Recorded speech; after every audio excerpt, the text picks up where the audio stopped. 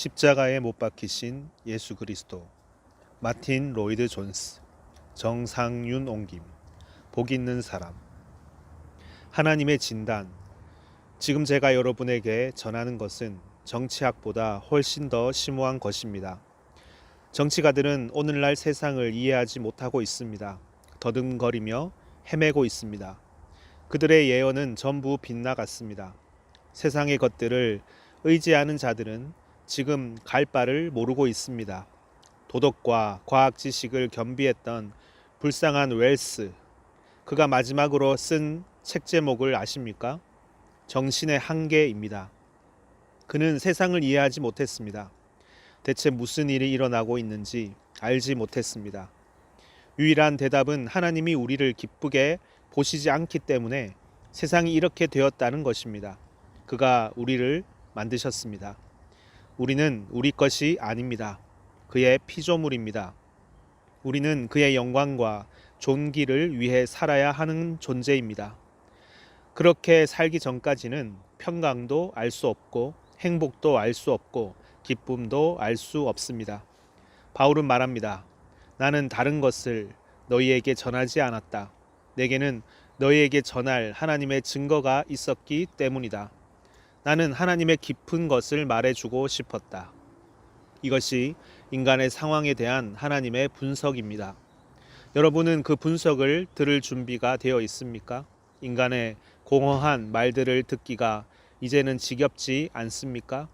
사랑하는 여러분, 여러분은 자신의 상태와 온 세상의 상태에 대한 하나님의 진단을 듣고 있습니까?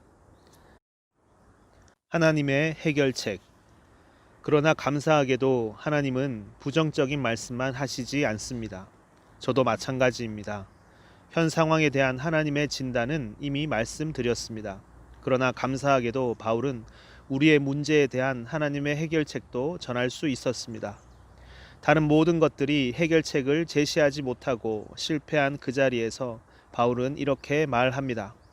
오직 은밀한 가운데 있는 하나님의 지혜를 말하는 것으로서 곧 감추어졌던 것인데 하나님이 우리의 영광을 위하여 만세전에 미리 정하신 것이라. 고린도전서 2장. 바로 이것이 해결책입니다. 여러분은 소망하는 마음으로 미래를 내다보고 있습니까? 편한 마음으로 미래를 전망하고 있습니까? 자신의 여생과 죽음을 떠올릴 때 어떤 느낌이 듭니까? 어떤 생각이 듭니까? 미래에 무슨 소망이 있습니까? 아무 소망도 없습니다. 그러나 여기 각 사람과 온 세상을 구원하기 위한 하나님의 계획이 있습니다. 바울은 바로 이것을 전했고 이것 외에 다른 것은 아무것도 알지 아니하기로 작정했습니다. 하나님의 구원 계획은 세상의 기초가 놓이기 전에 준비되고 정해진 것으로서 지금 실행에 옮겨지고 있습니다. 그 계획은 무엇입니까? 이 세상에 대한 하나님의 계획이 무엇입니까? 자, 보시다시피 그 계획은 인간이 제안하는 모든 것과 정확히 반대가 됩니다. 세상은 항상 위대한 인물, 역사적으로 위대한 인물을 기다립니다. 위기가 닥칠 때마다 위대한 인물이 나타나 주기를 바랍니다. 기자들의 글을 읽어 보았습니까? 그들이 종종 하는 말이 이것입니다. 아시다시피 이런 일은 늘 일어납니다.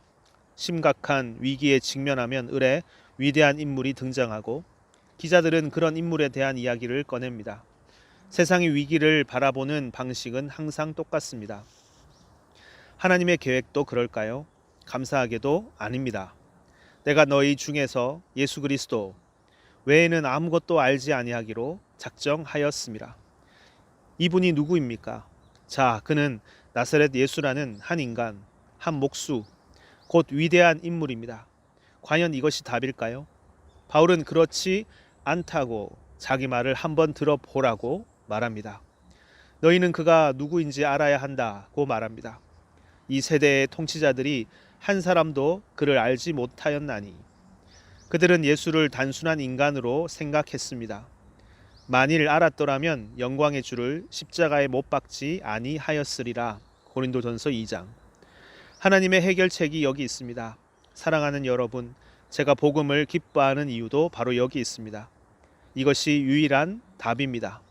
하나님이 세상을 이처럼 사랑하사 독생자를 주셨으니 그가 위대한 철학자를 주셨습니까? 위대한 정치가를 주셨습니까? 아닙니다. 나사렛 예수, 영광의 주를 주셨습니다. 이미 상기시켰듯이 바울은 다메섹으로 가는 길에 그것을 깨달았습니다. 그는 예수를 일개 몫으로 여겨 무시하고 조롱했습니다. 모독했습니다. 그러다가 다메섹으로 가는 길에 이 멸시받은 예수야말로 영광의 주요 복되신 성삼위의 제2위로서 성부 하나님이 세상에 보내신 아들임을 알게 되었습니다. 바로 이것이 하나님의 구원 방식입니다. 이것은 성육신의 위대한 메시지이자 말 그대로 유일한 소망입니다. 사람이 하는 일은 전부 실패하게 되어 있습니다. 그래서 하나님은 독생자를 보내주셨습니다. 독생자가 어린 아기의 모습으로 베들레헴 마국간에 태어나는 성육신의 기적, 신비하고 기이한 일을 행해 주셨습니다. 왜 하필이면 마국간에 태어나셨을까요? 이는 여관에 있을 곳이 없음이러라. 누가복음 2장. 돈 있는 사람들이 방을 전부 예약해 버렸기 때문입니다. 그들은 가난한 임산부의 출신이 임박했다고 해서 돌아보지 않았습니다. 왜 자신들이 방을 포기해야 하겠습니까?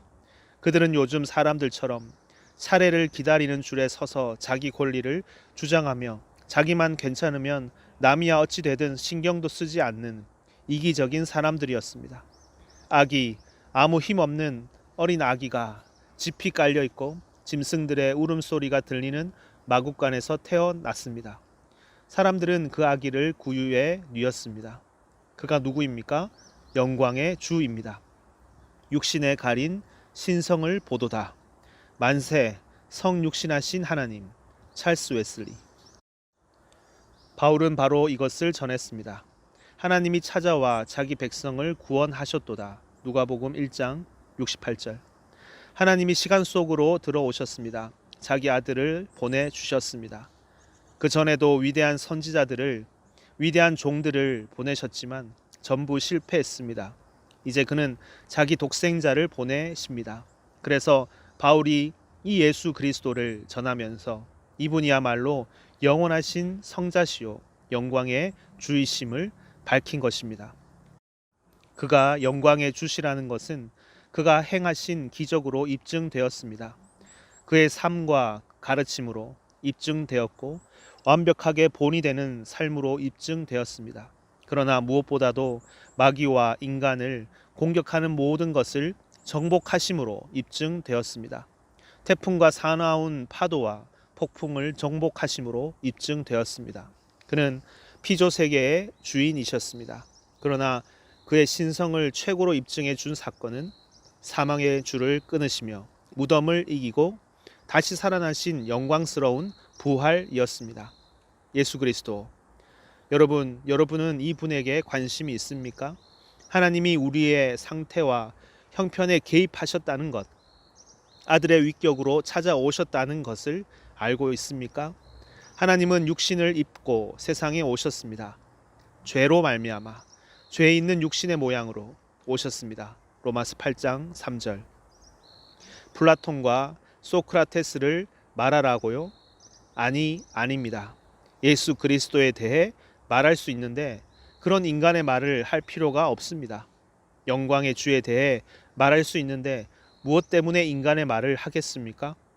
바울이 그들 중에서 예수 그리스도와 그의 십자가에 못 박히신 것 외에는 아무것도 알지 아니하기로 작정한 이유가 바로 이것입니다.